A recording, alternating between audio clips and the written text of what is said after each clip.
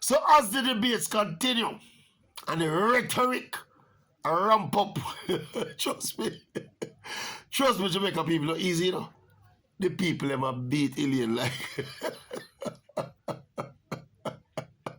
But we will ask this question now.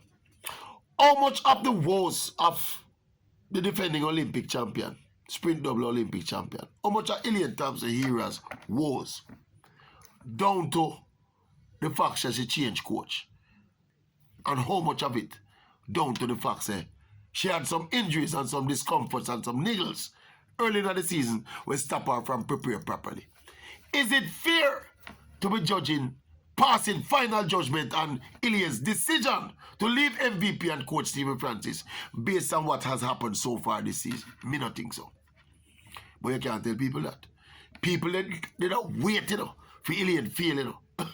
See? They don't wait for Elaine fail. So you can pass it not enough reason to them, you know, for them understand. So hold on horses. As somebody, as a coach pointed out to me this morning, a coach tell me, say, watch here, what the critics of Elaine's move are not factoring in is that there must be a transition period for an athlete who been coached at a particular camp or by a particular coach for 8 years. And to change or come out of that environment and come out of that system and go in a new environment, a new system, automatically, as a human being, there must be a period of transition. Yeah, when you try to get used to your new surroundings and your new instructions and your new regimes and everything. So give Elaine this season as a transition season before the pass on a final judgmental judgment. Another time I think, but a big part of this, you know, is the way how people debate and articulate, you know. What happened is that people were setting on their mind. Some people did always have it say Elaine shouldn't left MVP. Less people, including me, understood the move and say, yeah, it's a power move and a money move and she'll make it while she's on top of her game. She just win the back-to-back Olympic title. She just run the fastest she's ever run. This is the time for strike. In terms of business, that is perfect timing. All of them now on Monday morning, quarterback now, and I look back now, 1 year after she made the move, and I said she shouldn't move because she's not performing as well. But when you think about it though, that entire narrative of condemning the move based on this season's performance is based on flawed reasoning. Listen why the reasoning flawed. One word me I go say. Injuries. When an athlete suffers injuries, you know, that's supposed to change the entire dynamics of the conversation about their competence, you know, while they are injured. Injuries are a part of sport. See? So you can't just say, so it don't matter if she injured, it don't matter if she injured, she did well. Injuries completely change the dynamics of analysis of sport. So you can't say a man no good, you know, when him injured, you know. You can't say a baller should not play better when him injured, you know. You can't say an athlete should run 17 a race when she injured, you know. You can, and you have, remember, say you have different degrees of injury, you know. One of the arguments me hear them posit is that, well, every athlete run with some form of injury, yeah. But when injuries get to a certain point, it becomes crippling and debilitating and you cannot perform at your optimum minute. It's not every injury you can manage, you know. Some injury are going to stop you and send you in a hospital bed, you know. And send you a render you're inactive, you know. Elaine's injuries this season, as she's reported in the interview, is not something to stop her from run.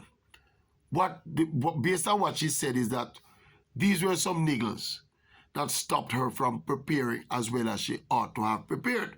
So what you're seeing now at the end of the season is a kind of tapering off from an athlete who never put in enough work based on injuries.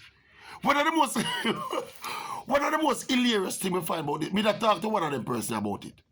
And the person that make him case say, boy, I've never liked the movie in the first place, and he thinks that she should never leave Toronto because that is where she can get the best out of her and blah blah. You know how the world works. That's the argument, tired argument.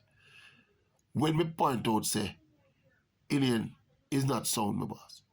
Elaine is not a 1081 or a 2239 runner. She's not.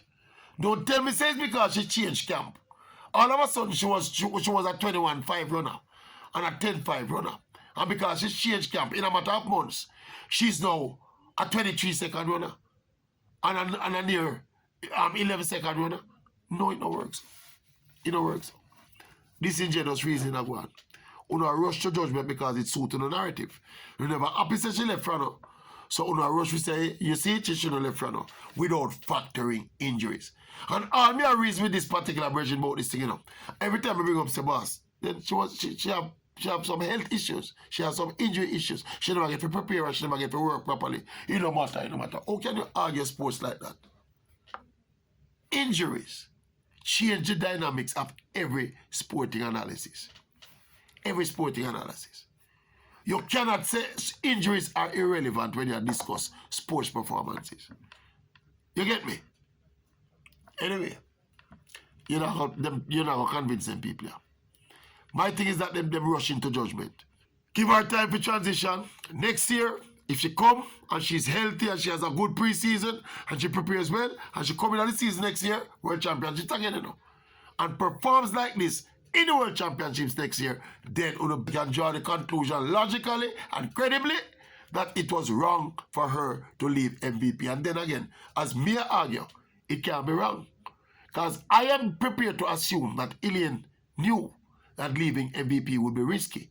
And it is quite possible that she would not be performing at the same levels she was performing when she was at MVP. So the decision can't wrong for me, you know. It cannot wrong. Because she knew she ran the risk of her getting beat. Let us say, for the time being, just for argument's sake, you know, this is just for argument's sake. Let us say she was fully healthy all season. And there were no injury concerns that stopped her preparation. And she'd lose. Despite that, she was still losing. It would still not technically be a wrong decision for her, you know. It would be a wrong decision for you. Out there who did want she stay and get up and all them something and don't know her business. You don't know the contract with Elaine signed, you know, with Puma, you know. A whole of the narrative out there based on so much ignorance.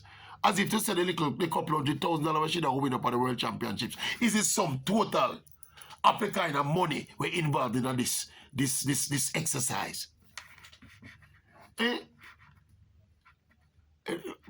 Unfortunately, in Jamaica, we're not so open with the money where people make, you know. Yeah, it's a big secret, the money where people make. But Elaine is not chicken feed, Elaine make. And the move what she make is not a chicken feed move. It's a business move. And I think Elaine fully understood and calculated that, wow, I am cashing in on what I have done already, you know. And not seeking to jump into the future for cash in for women or yet. At the point at which she made that move, you know, she was cashing in on achievements already in the bank, you know. Things where nobody else never do, you know. Nobody else ever alive never run as fast at the time, you know. Nobody else alive, living or alive or dead, had ever gone back-to-back sprint double Olympic titles, you know. Then when she should have made the move. Eh? Come on.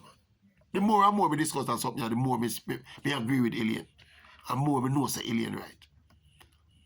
Anyway, that never stop people from hate upon her and beat upon her. That's what you all do. See, that's what you all do.